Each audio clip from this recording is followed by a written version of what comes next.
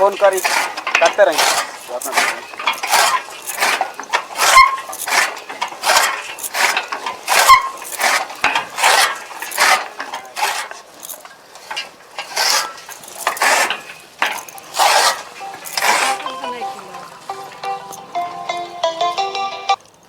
Hello जीजा जी प्रणाम। ठीक बा। ए दीदिया तू काटा तले हम आवत नहीं। इनकरा खाली फोन के फेर में रहली रात दिन इनकरा जीजा जी साफा परेशान क के रख देले बियाई खाली दिन रात फोन के फेर में रहतिया। का हो साली तनी फुर्सता में हो जा मन भर बात हो जाओ। अरे जीजा जी फुर्सता है बानी रवला तो साफ फुर्सता है बानी।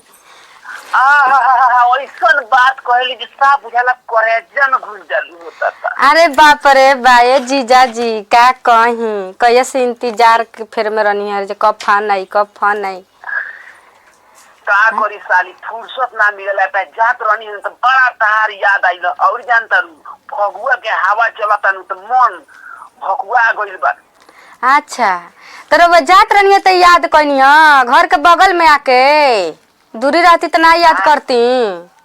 अरे नहीं हो फगुआ में याद ना करम तो कब याद करम। मन हमार एकदम गजबजा गइल बा तारा से होली खेले खातिर। अगर तू कहतू न तो तारा को होइती ऐसा रंग लगैती ये लोग देखी तो पगला जाई।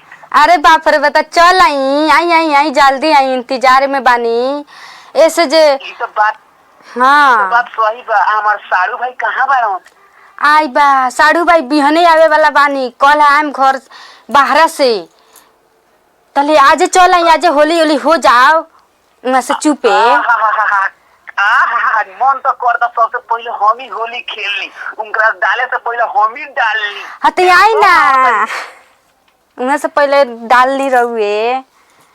एगो बात कही जी कहीं होली में कहाँ कहाँ डलवाई?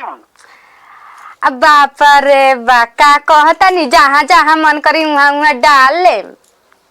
अरे तो हमरा कहाँ ब्रेक लगी हम तो अभी दौड़ल आवता नहीं तारा घर के बगले में बानी तू गेट पर खड़ा होकर ना हम आ गइनी। हाँ तो आई दौड़ल हम गेटे पर खड़ा बानी चली आई। तहार ऐसा आवाज सुन के मन करता देखले रह जाई भले हमरा खिए चाहे मत खिए दर्शन करा दो। हाँ तो आई ना अचार खिया के विचार से राखे। अब केहू ना रोकी आ गइनी गेट पर आव। हाँ आवा तनी गेट पर आई कहाँ के नहीं लौका तानी जी।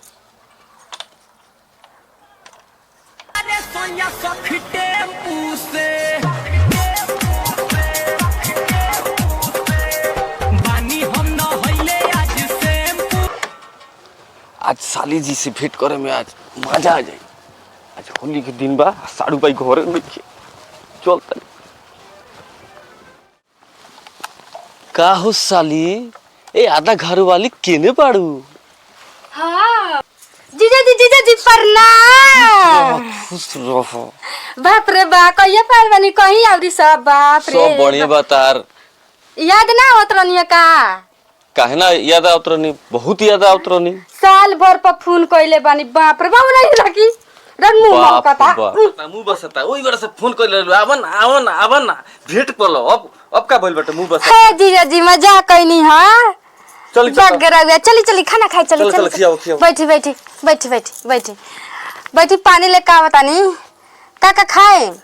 चल रह दा पानी पहले बैठो ना बोले बतिया लिया। हां कहीं ना का कहतनी बैठी कहीं होली खतरा बोलैलू हो होली खेले खतरा होली ना खेलल जाई तो पहले खाना उना खा ली तब न होली खाना उना छोड़ी ना पहले होली खेल लिया ओकर बाद आराम से खाइल जाई।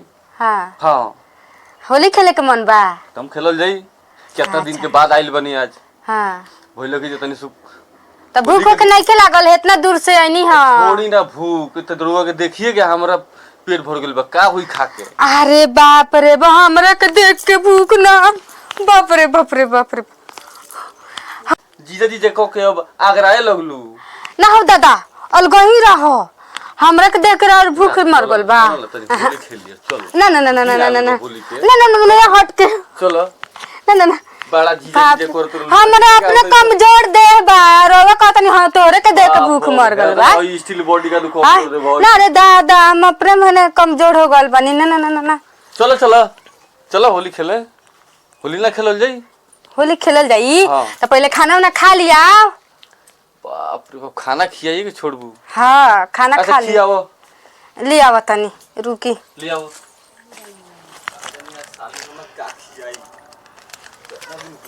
होली से ओकरा हाथ से बनावल खोइले हाँ आ गइलू। हाँ खाना जीजा जी होली है होली है होली ले खाना है आओ। होली होली और खाना होली ले लूं।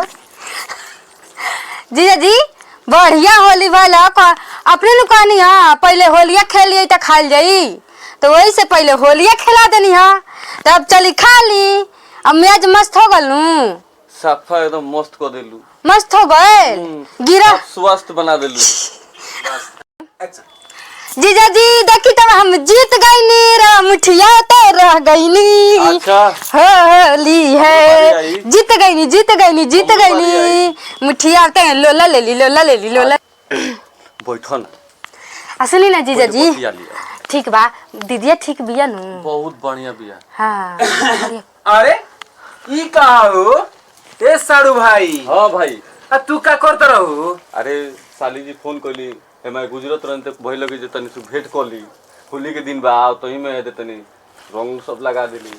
हमरा है पलंग पर होली में रंग हम अभी होली में होलिये ना खेलनी तो वह साले होली खेले आ गनी हमरा मेहरारू से आ का हो साड़ू भाई के देखते तू जे हमरा अपना जीजा जी के देखते हमरा के भूल गइलू ना ओइनी तो प्रणाम कइलू ना पार्टी कइलू कुछ प्रणाम प्रणाम प्रणाम प्रणाम भोर पर आ गए भोर पर आ गए मत सौरी भोर पर आ गए सौरी सौरी ये साड़ू भाई के लेके औरी का करता रू आई हो तो बनु भइल बा।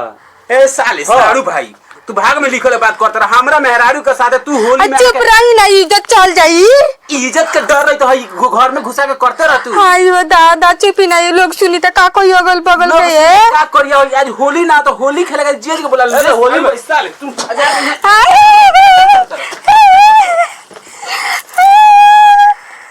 तू नौटंकी कर नौटंकी कर नौटंकी रुको का साला पहले ओकरा भगा के तब तोरा बताओ आइयो दादा ई पदना के बेटा का करे आइला रे साड़ू भाई साले तू